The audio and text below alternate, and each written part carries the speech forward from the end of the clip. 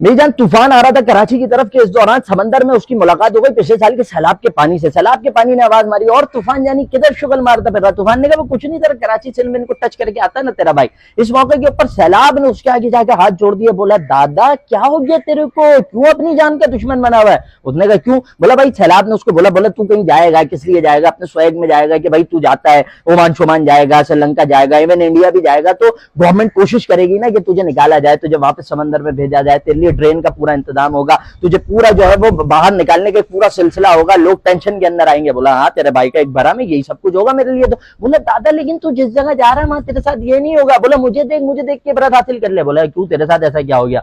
सैलाब के पानी ने बताया, बोला भाई मैं पिछले 6 महीने मैं भी इसी भरम में चला गया था कि भाई मैं सैलाब हूं और मेरे लिए जो है पाइप लगेंगे, सारा सिलसिला होगा, टीमें उतारी जाएंगी। बोला अबे मेरे नाम पे चंदे ले लेकर पूरी गवर्नमेंट खा गई। मैं 6 महीने तक मतलब भरपूर धूप के अंदर सिंध की सड़कों गांव देहातों के अंदर जो है ना जानवरों की तरह ख्वार होता रहा, जलील होता रहा, मुझे कोई पूछने वाला ही नहीं था। बोले जिनके घर थे वो सड़कों पे बैठ के गालियां बक रहे थे, मैं अंदर पड़ा हुआ था और मैं अंदर बैठ के गवर्नमेंट को गालियां बक रहा था कि अबे अल्लाह की बंदो गलती से आ गई, मुझे निकाल तो लो।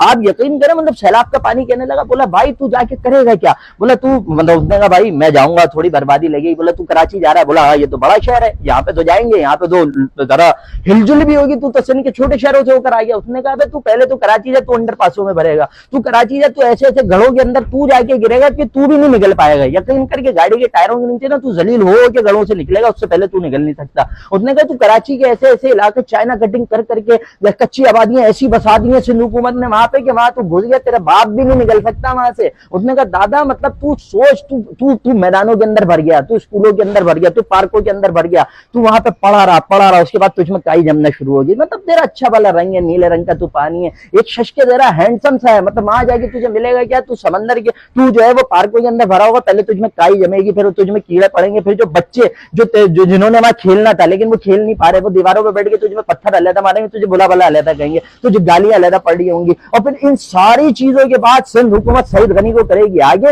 जो तेरे नाम पे दुनिया भर से भीख मांगता रहेगा कि भाई देखो हमारे पापा बड़ा बुरा वक्त है यार, हमें थोड़े से पैसे दे दो। और वो पैसे आएंगे तो उसने कहा चलो यार चलो आवाम पे लग जाएंगे, गड्ढे वड्ढे भर जाएंगे। उसने कहा नहीं वो पैसे आएंगे ना तो सिर्फ बैंक अकाउंट ही भरेंगे। उसने कहा दादा ऐसा वहां पे कौन बैठा हुआ है जो इतना बड़ा मतलब इतना बड़ा 2 नंबर हुआ है। फिर सैलाब ने वहां पे सईद गनी की, मुर्तजा वहाब की, नामुराद की और पूरी सिंध हुकूमत की तस्वीरें दिखाई। उस वक्त तो तूफान जो है वह हाथ जोड़ के घुटनों पर बैठ गया। उसने कहा माई बाप ये तो दज्जाल के चेले, ये तो शैतान के साथी यहाँ बैठे में, इन्होंने इतनी बर्बादी लगाई हुई, तेरा भाई कराची जाके क्या करेगा मजीद बर्बादी करने के लिए। लिहाजा उसके बाद उसको शर्म आ गई। उसने कहा उस्ताद ये तो अपने से बड़ी फ्लाइट है यहाँ पे। तो सैलाब ने भी बोल दिया, उसने कहा दादा मुझसे ज्यादा बर्बादी तो वहां पे पीपल्स पार्टी लगा चुकी है, अपन ने जाके फजूल में बदनाम होने ले आता। उसके बाद उसको इवन जब ये शहीद भाई ये शक्ल दिखाई ना तो सैलाब भी तूफान भी पहचान गया। उसने कहा दादा ये पोपट का इलाका है बाबा, पोपट भाई इलाके में अपन ने जाके क्या करना है। तो लिहाजा वो जो है ना वो रास्ता मोड़ के वो निकल गया। ठीक है ना, खैर जो भी है ये अल्लाह ताला की तरफ से है, लेकिन पीपल्स पार्टी ने इसी नहज पे पहुंचा दिया है कि बड़े से बड़ा डिजास्टर भी जब कराची की सिंध की हालत देखे